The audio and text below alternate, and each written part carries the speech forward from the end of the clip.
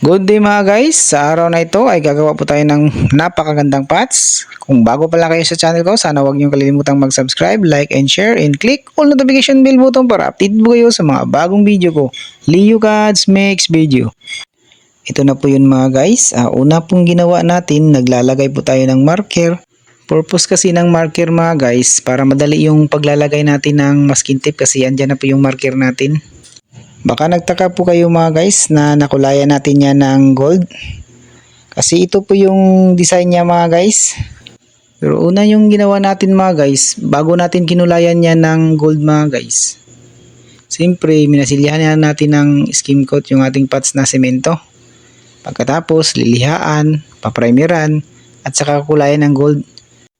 Yung dalawang masking tip sa gitna mga guys, yan po yung guide natin para makagawa po tayo ng design. Ginagamitan ko yan ng tape measure para sakto lang po yung distansya niya.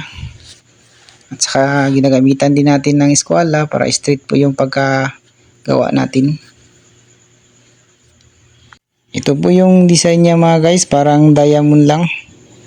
Pero napakaganda at saka mapapawaw po kayo. Pagkatapos po natin malagay yung ating masking tape mga guys, tatanggalin lang po natin yung lumalagpas na masking tape para malinis po yung pagkagawa. At saka kukunin po din natin yung ating guide mga guys para makikita na po natin yung kung anong design ito. Ito po yung design niya mga guys, so tingnan nyo. Napaka-elegant talaga yan mga guys, siguradong mapapawaw mo kayo. Tinakpan lang po natin yung bunganga ng ating pots mga guys. Kasi gold po yun kasi dyan, para hindi po matamaan na pag-spray natin. Ito na po guys, tinatakpan natin ng kulay white yung gold. Ito po kasi yung design niya, gold in white po. Pagkatapos na ma-spray natin yung white mga guys na 3 ulit, tatanggalin lang po natin yung sa ibabaw na newspaper natin na inilagay.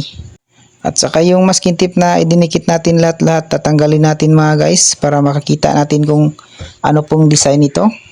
Siguradong mapapawaw po kayo. Hindi kayo magsisisi mga guys, pots design. Napaka-elegant. 100% mapapawaw po kayo. Ito na po yun mga guys. Tanggal na po yung lahat na masking tape. Ito na po yung pots natin mga guys. Napakaganda, di ba? Tatapkutan po natin mga guys gamit po yung urethane top coat. 3 ulit po natin yan binabalikan ng top coat mga guys. Tingnan nyo, napakakintab po niyan.